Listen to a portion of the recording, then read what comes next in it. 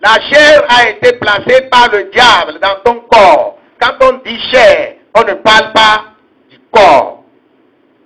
La chair, ce n'est pas ton corps là. Le corps est différent de la chair. La chair, c'est la puissance satanique qui agit dans le corps et qui fait de ton corps un Dieu et qui soumet tout ton être. L'être de l'homme, l'être est constitué de 3 choses.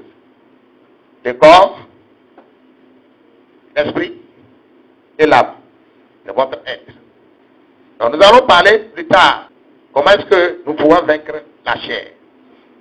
Donc la chair, ce n'est pas ton corps. C'est un esprit qui vient du péché et qui s'est incorporé, qui s'est identifié ou qui s'est imbriqué dans ton corps et qui te trompe. Tu penses que c'est ton corps qui a besoin de péché. C'est ton corps qui a besoin de la boisson. C'est ton corps qui a besoin d'insulter, de tapager. Non. Tu penses que c'est ton corps qui gifle les gens. C'est avec ton corps que tu prends pour faire le mal. Non. Il y a une autre force qui s'est collée à ton corps et qui te rend esclave du péché. Donc c'est un esprit qui se comporte comme un conducteur, un usurpateur de ta liberté. Lorsque tu veux faire le bien, tu fais le mal. Tu veux faire le bien, tu fais le mal. Il est là, il te contraint à faire ce que tu ne veux pas faire. Jusqu'à ce qu'il te conduise à la mort. C'est la chair. Il connaît bien la Bible. Il sait ce que Dieu ne veut pas. Et il t'amène dans ce que Dieu ne veut pas. Parce qu'il sait que lorsque tu seras à un niveau donné, c'est la mort. C'est la chair. Elle est dangereuse. C'est lui là qu'on appelle la chair.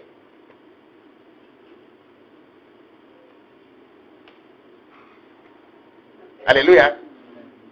Maintenant, c'est pourquoi dans la vie chrétienne, celui même qui a commencé le christianisme, il a eu une prudence que nous allons examiner ensemble. Jésus a été prudent. Alléluia.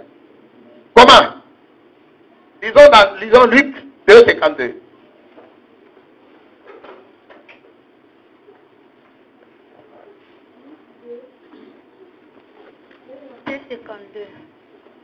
Et Jésus croissait en sagesse, en stature et en grâce devant Dieu et devant les hommes.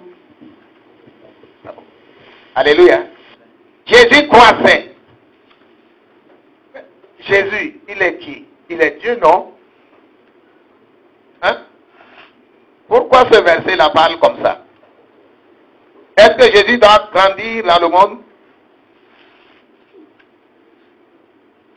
Vous êtes d'accord avec le verset? Ce n'est pas scandaleux? Blasphématoire? Est-ce que le verset est à sa place? Qui peut répondre?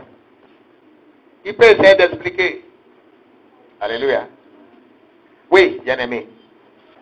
Ok, remettez le micro pour que ça puisse sortir. Mettez-le micro, merci. Je disais que ce verset ne présentait pas Jésus-Christ en tant que Dieu, mais en tant qu'humain. En tant qu'humain. Merci mon frère. Une fois que, dans Jean chapitre 1, verset 14, on dit, et la parole a été faite chair. Alléluia. Et la parole a été faite chair. Là-bas, chair ne veut pas dire chair. Vous pouvez écrire ce chair avec C majuscule. Ou soit, vous laissez ça comme ça, mais vous comprenez que là-bas, chair veut dire corps physique de Jésus. Alléluia. Corps visible de Jésus. Parce qu'il fallait qu'il soit visible pour qu'il puisse faire le ministère qu'il a fait. Il est visible, mais il s'est fait visible. Alléluia. Amen.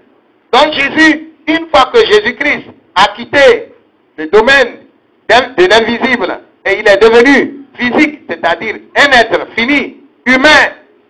Alléluia. Il doit apprendre les contraintes de la vie terrestre. C'est-à-dire, il doit faire quoi? Il doit apprendre les contraintes de la vie terrestre. Et donc ce verset, on s'inquiétait pour voir si vraiment on doit dire comme ça, on doit dire cette chose-là à l'endroit de Jésus. Oui, oui, Luc ne s'est pas trompé. C'est le Saint-Esprit qui a écrit. Ce n'est pas Luc. Ce n'est pas une erreur. Jésus, une fois qu'il est sur la terre, à cause de la complicité de la vie terrestre, déjà le diable est là. Ses agents sont là. Le diable a déjà corrompu la terre. Vous voyez dans la Bible, dans Genèse 3, au verset 1, on dit que, or le serpent était comment? Le plus rusé de tous les animaux que l'Éternel Dieu avait fait. Satan, une fois qu'il est descendu sur la terre, quand il a vu Dieu créer les animaux, créer le ciel, créer, faire toutes choses, et créer à la fin l'homme, et il a entendu l'ordre que Dieu donnait. Domine. Dieu disait à Adam, domine sur ce qui est au ciel et sur la terre. Satan s'est vu déjà écarté. Si l'homme comprenait qu'il doit dominer sur Satan, quel qu'il soit. Alléluia. Et si l'homme a l'appui de Dieu, le diable a perdu son autorité sur la terre. Alors là, Satan est allé parler aux animaux. Suivez-moi, faites compagnie, écoutez-moi, n'écoutez plus Dieu, écoutez-moi. Et Satan a corrompu toutes choses. De sorte que, demain nous allons voir la corruption générale. De sorte que la Bible dit que la terre elle-même soupire et souffre les douleurs de l'enfantement. Et elle cherche sa délivrance, la terre elle-même. Satan a corrompu tout. Il a corrompu tous les esprits. Il a corrompu une grande partie des anges dans le ciel. Et tous ceux qui l'ont touché ont été chassés du ciel. Ils sont devenus des démons. Et il a aussi parlé à la terre. Il a parlé aux arbres, aux montagnes. Il a souillé tout. Et tout s'est mis dans un comportement de rébellion. Rien ne fonctionne plus comme dans le temps édénique, dans le temps du jardin d'Éden. Alors, aujourd'hui, il y a des gens qui parlent aux eaux, n'est-ce pas? Je ne vous apprends rien. Irago Diop. Écoute plus souvent quoi? La voix du feu s'entend, écoute, entend la voix de l'eau. C'est le souffle. Mais lui, s'est trompé. Il s'est trop trompé. Ce n'est pas le souffle des ancêtres, mais ce sont les démons qui ont été chassés du ciel. Quand les démons sont venus, ils ont aussi corrompu les arbres. Un démon est venu parler au serpent, envoyé par le diable, bien sûr. Il a parlé au serpent. Le serpent a écouté ce démon-là. Et le serpent, là, Dieu dit que le serpent est devenu rusé. Rusé.